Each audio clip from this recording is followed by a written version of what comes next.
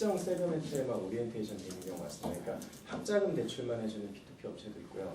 자영업을 하는 업체만 P2P 대출을 하는 데도 있고, 이런 식으로 이제 굉장히 특정 집단의 이제 세그멘테이션이 되어 있다 보니까 P2P의 경우 이제 뭐 제가 보기에는 가장 중요한 게 그 대출을 해줄 사람의 신용도를 어떻게 평가하느냐의 문제가 제일 중요한데, 사실 은행이나 이런 금융기관들은 유니버셜하게 자금을 지급하는 어떤 지급기관으로서의 어떤 역할을 하는 것이고, 사실 그렇기 때문에 이 업체가 사실 지금은 좀 매출이 낮고 안 좋지만 자세히 뜯어다 보면은 충분히 성장성이 있는 업체여서 대출을 시행하는 게 맞는데도 불구하고 거절되는 경우가 은행권에서 많거든요. 지금 그래서 제2금융권이나 대부업으로 가게 되는데, 실제로 그런 데이터에 기반해서 신용도를 우리는 자영업만 그냥 한다, 대출을.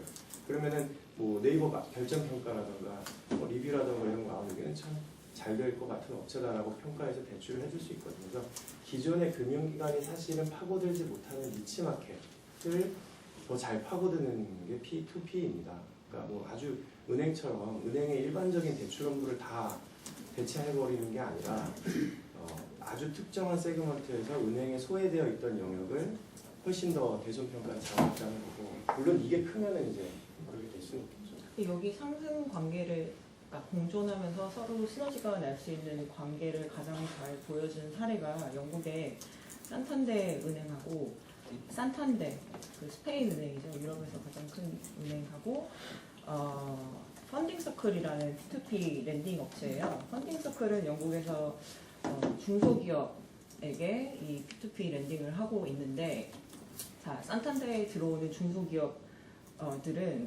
거절당할 대출에 대해서 거절당할 확률이 높아요. 왜냐하면 산탄데는 워낙 큰 은행이고 뭐 우수한 기업만을 상대를 하니까. 그러면 이 사람들은 자신이 없다는 말이죠, 이 대출에 대해서. 그럼 여기 펀딩서클이랑 파트너십을 맺고, 펀딩서클 너네 중소기업만 대출을 해봤지, 신용평가를 많이 해봤잖아, 얘네들 한번 심사를 해봐, 이걸 넘겨줘요, 그 대출에 대한 건을. 그래서 이 사람들이 이거는 괜찮겠어요 하면은 이거 같이 대출해 줄래요? 하면은 그러니까 개인 투자자들도 여기다 투자를 할 수 있지만 산탄데 자체도 자기 자본을 갖고 여기다 투자를 할 수가 있어요. 그러니까 이게 굉장히 좋은 공정 관계고, 그러면 산탄데는 뭐가 이익이냐? 여기서 중소기업이 이제 여기서 산탄데에서 펀딩서클로 토스가 돼서 대출이 나갔어요. 그러면 중소기업 같은 경우에는 펀딩서클은 풀 은행 서비스를 못하니까 그럼 부수적인 서비스는 산탄데에서 가서 받아라. 그럼 굉장히 시너지가 많이 나는 구조죠.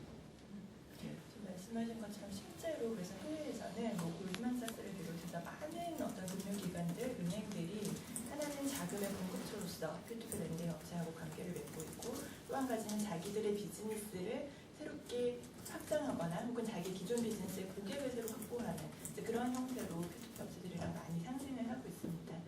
그런 부분이 한국에서도 빨리 열렸으면 하는 바람이 좀 있습니다. P2P 업체에서 금융사고를 예방하는 거의 가장 큰 핵심은 얼마나 이 신용평가 정보를 잘 분석해서 이 리스크를 줄이느냐잖아요. 리스크가 0인 대출 사업은 뭐 거의 없다고 보면 되고, 이 리스크를 얼마나 많이 줄이느냐가 핵심인데, 그렇다면은 일단은 P2P 업체를 심사를 하거나 뭐 규제를 할 때 이 사람들이 충분히 이 리스크를 측정할 수 있는 기술이나 경험이나 경력을 가지고 있느냐. 저는 사실 전 투자자 입장에서 대학생이 뭐 무슨 학부 졸업하고 나와서 저 P2P 업체 할래요 하는 건 정말 반대예요. 왜냐하면 신용평가에 대해서 알아? 리스크 어떻게 하는지 알아? 여기다 이율 어떻게 매기는지 알아? 모르거든요. 그러니까 이런 거에 대한 정말 전문적인 지식을 갖고 있는 회사만이 여기서 살아남을 수가 있는 거고, 두 번째는 사실은 이 부분이 굉장히 영국에서도 키 이슈예요. 그렇기 때문에 영국에서도 P2P 랜딩 업체 조파 같은 경우에는 자기들이 벌어들인 P2P 중개를 하면서 벌어들인 수익의 일부분을 세이프티 넷으로 다 따로 에스크로로 모아요. 모은 다음에 이제까지 자기들이 이제 비즈니스를 시작한 후에 뭐 대출을 해서 비는 경우가 있지 않겠습니까? 그러니까 디폴트를 하는 경우가 있는데 그 경우에 배상을 해줘요. 그래서 이 플랫폼에서 투자를 한 사람들은 손실이 없어요. 지금까지는. 그러니까 손실을 안 나게 자기네들이 자체적으로 메꿔주는 그런 시스템이 있고, 또 하나는 아까 전에 제가 말씀드린 펀딩 서클 같은 경우에는 기업 대출이잖아요. 그렇기 때문에 투자자들한테 이제 기업 심사를 자기네들이 한 데이터를 주고 고르게 해요. 고르게 하는데 어떤 기업은 리스크가 크니까는 그만큼 투자 수익률이 대출 수익률이 높기도 하겠죠. 뭐 10% 이자를 준다. 하지만 여기에 대한 그 손해 디폴트 레이트 는 뭐 4% 5%이니까 만약에 우리 알고리즘을 써서 너의 투자를 분산시켜라. 그러니까 기업이 하나가 A부터 뭐 Z까지 있는데 하나에만 투자를 하지 말고 우리가 측정한 알고리즘으로 리스크를 분산시키면 너의 손실은 이만큼이고 너의 이익률이 이만큼이어서 넷 투자율은 얼마이다 라고 그렇게 스마트하게 소제스트를 해주는 거죠. 그러니까 일단은 대출을 하는 그 중개업체 상에서 아예 손실률이 없게 하는 거는 굉장히 unrealistic한 시나리오고, 그러면은 이거를 가장 그 미니마이즈 할 수 있는 방안은 무엇이냐라는 거에 대해서 규제에 대해서 조금 그 업체에 대한 평가, 그 다음에 어떻게 하면 손실률을 이런 세이프티 넷이 있는가 없는가, 세 번째는 이 사람들한테 충분히 이 리스크에 대해서 워닝을 해주는가, 그런 것들을 봐야 될 것 같아요.